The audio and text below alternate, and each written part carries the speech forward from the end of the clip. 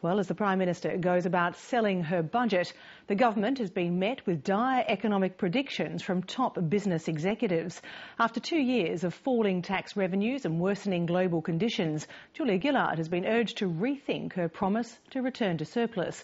But the Prime Minister says the mining boom will deliver the result predicted by the Treasurer in the budget. Political correspondent Tom Eagleton reports from Canberra.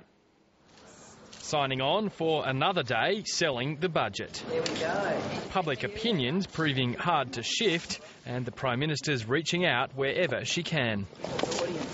Promoting the budget's skills training overhaul is now part of the Prime Minister's personal mission. I've been personally involved in reforming our schools education system and in reforming our university system. It's time now to turn our attention to vocational education and training.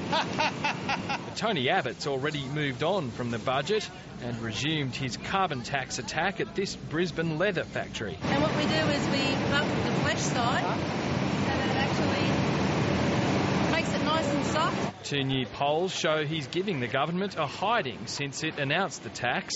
Labor's primary vote is hovering near historic lows. Julia Gillard's lead as preferred Prime Minister is becoming more slender with each poll, and the Prime Minister's approval rating hasn't budged since it plummeted when the tax was announced 3 months ago, while disapproval has jumped. She didn't even mention the word poll in her public appearances today. I've got one focus, and my focus is on keeping the economy strong. I think what we've got is a Prime Minister who plainly isn't listening. But the Prime Minister says she's got the policies people will vote for, from the shop floor workers to the big end of town, where today she met with some of the country's wealthiest business leaders.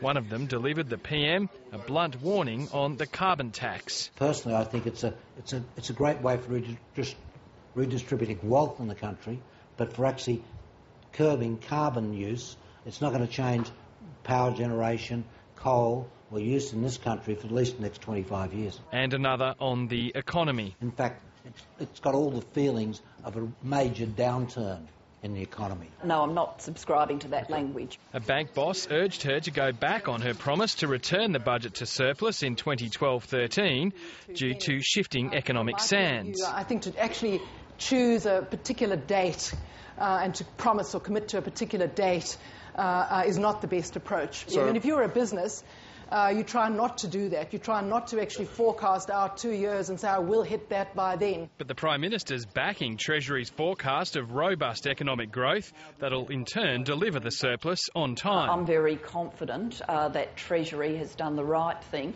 in making those forecasts, because I know from talking to people in this room the strength of the investment pipeline in our economy. And it's that pipeline that's throwing the Prime Minister a lifeline. If Treasury's predictions are true, in 2 years she'll have not only delivered the promised surplus, she'll have a potent weapon to fight back against those dire economic predictions about the carbon tax.